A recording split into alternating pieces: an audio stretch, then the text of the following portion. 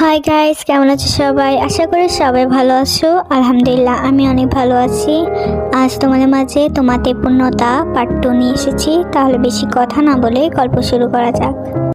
रख लूं छुपा के मैं कहीं तुझको, साया भी तेरा ना मैं दूं, रख लूं बना के कहीं घर मैं तुझे, साथ तेरे मैं ही रहूं। জাঙ্কুক বাবা, আমি কি আসবো? জাংকুক তার মামার কথা শুনে পিছে দিকে তাকিয়ে বলল, না আশা লাগবে না। জাংকুক একটু রেগে কথাটি বলল, কি শুরু করেছো তোমরা মামা? তুমি জানো যে আমি বিয়ে সংশ্লেষ করতে চাই না, তার সাথে তোমরা কেন মেয়ে দেখা শুরু করেছো? আমি মরে গেলেই কি তোমরা মেয়ে দেখা বন্ধ করবে? খুব চিৎকার করবা না, আমার কথা মনোযোগ দিয়ে শুনো। জিহব একটি দীর্ঘ নিঃশ্বাস ফেলে বলল, জাঙ্কুক, এটা বললে তো হয় না যে আমি বিয়ে করবো না, কখনো করবো না। এটা সম্ভব না। সবার জীবনে একবার হলেও বিয়ে করতে হয়। বিয়ে করে কি পায়? সংসার সেই তো করার পর মা বাবা দুজনে আমাকে আলাদা করে দিয়েছে। এখন কি বলবে মামা তুমি? আমার সাথে চিল্লিয়ে কথা বলবো না জাঙ্কুক। মনে রাখবা, তোমার মা বাবা ফেলে দেওয়ার পর আমি তোমাকে লালন পালন করে বড় করেছি। কেন মামা খোঁড়া দিচ্ছ? তোমার টাকায় খাবার খেয়েছি, পোশাক পরেছি, পড়াশোনা করেছি, এখন তুমি খোঁড়া দিচ্ছ? জিহব জাংকুকে এ কথাটি সহ্য করতে না পেরে কষিয়ে দুটি থাপ্পড় মারে। জাংকুক রাগান্বিত চেহারায় তার মামার দিকে তাকায়। তোকে আমি এই দিন দেখার জন্য এত বড় করেছি। জিহব কিছু বলবে তার আগে জাংকুক বাসা থেকে বের হয়ে যায়। তাদের এত চিল্লাচিল্লি শুনে লিসা নিচে থেকে উপরে আসে জাংকুকের রুমে।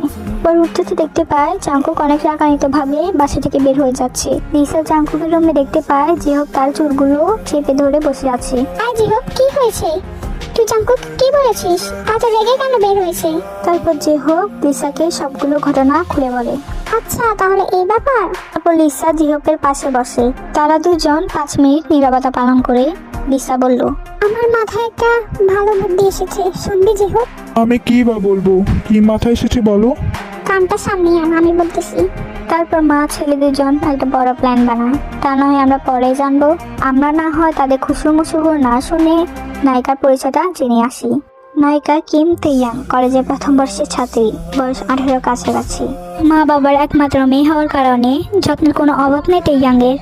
তাই তো রূপে গুণে সবকিছু আছে, শুধু নেই তার মাথার ব্রেনের বদলে আছে সব দুষ্টামি আর ঝগড়াঝাটি। এছাড়া তেইয়াং কিছুই বোঝে না। তাই তো এবারে এসএসসি পরীক্ষায় ফেল মেরে বসে আছে। তাই তার মা বাবা ইউনজুনা সুবিন মিলে তাকে বিয়ে দেওয়ার সিদ্ধান্ত নিয়েছে। তাই তো ইউনজুনা সুবিন বিয়ে তারিখ ঠিক করে এসেছে। তাদের মুখে শুধু একটাই কথা, বেশি আদর দিয়ে ভাদর করে ফেলেছে। তাই তো জাংকুকের মতো তেইয়াংও সে সময় একসাথেই মিলে তারা দুজন মুখ ফুলিয়ে বসেছিল রুমের ভিতর। রাগ করে বের হয়ে গেছিল দুজনেই। তেইয়াং ঘর থেকে বের হয়ে দৌড়াতে দৌড়াতে রাস্তার মধ্যে যাচ্ছিল। তারই মতো একজন ছেলে মুখ ফুলিয়ে নিচে দিকে তাকিয়ে তাকিয়ে হেঁটে যাচ্ছিল। তখন তারা দুজনের সাথে ধাক্কা খায়। এই, কে আমাকে ফেললি? তেইয়াং রাগান্বিত চেহারায় ছেলেটির দিকে তাকায়। কি, আমি তোমাকে ফেলেছি? পাগল নাকি? তুমি আমার সাথে ইচ্ছে করে দেখা খেয়েছো। ছেলের সাথে অনেক ঘষাঘষি করতে ভালো লাগে, তাই না? কি, তুমি কি মেন করছো? আমি 3rd ক্লাসের মেয়ে। তারপর লেগে যায় বড় এক ঝগড়া। রাস্তার মুরব্বীরা এসে তাদেরকে থামায়। এই জাংকুককে একটা ভিঞ্চি মেরে ওখান থেকে চলে যায়। তারপর তারা দুজন নিজেদের মতো বাসায় চলে যায়। তারা কেউ চাচ্ছে না বিয়ে করতে, তবে তাদের প্যারেন্টসরা কি এটা মেনে নিবে? একদমই না, কখনো মেনে নিবে না। এখনো তারা দুজন মুখ ফুলিয়ে বসে আছে। জাংকুকের বাসায় যা হচ্ছে। জাংকুক বাসায় ফিরে সাথে সাথে রুমে চলে যায়। নিশ্চয়ই এটা দেখতে পেরে জাংকুকের পিছে পিছিয়ে সেও যায়। জাঙ্কুক, আমি কি আসবো? জাংকুক হঠাৎ পিছনে ফিরে দেখতে পায় তার নানি। বিয়ের ব্যাপারে কোনো কথা হলে আমি শুনতে চাই না নানি।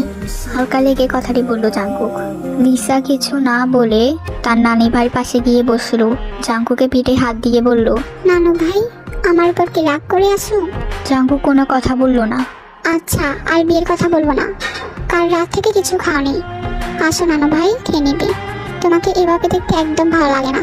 জাংকুক কিছু না বলে তার নানের কোলে মাথা রেখে শুয়ে পড়লো আর বলল, আমি তোমার উপর রাগ করিনি নানু। তুমি তো জানো আমি কেন বিয়ে করতে চাই না, তারপরও কেন জোর করো? আচ্ছা বাবা, আর জোর করবো না। তুই সে কাল থেকে কিছু খাসনি, তোর মামাও কিছু খায়নি। চল বাবা, খেয়ে নিবি। মামা কি আমার উপর রাগ করেছে নানি? তোমার উপর তোমার মামা কখনো রাগ করেনি।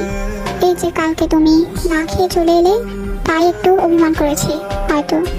তুমি তো জানো তোমার মামা কেমন।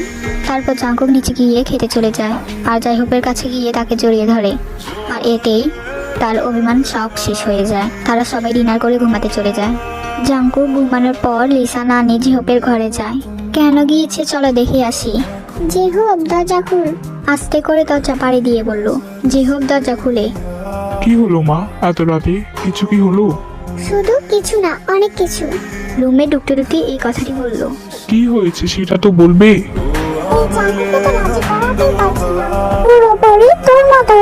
শুধু এরকম হওয়ার কাহিনীটা ভিন্ন। জিহোপ কেন বিয়ে করেনি সেটি আমরা পরে জানবো। আজকের জন্য এতটুকুই। তোমাদের যদি গল্পটি ভালো লেগে থাকে অবশ্যই আমি থার্ড পার্টি দেওয়ার চেষ্টা করব। আল্লাহ হাফেজ।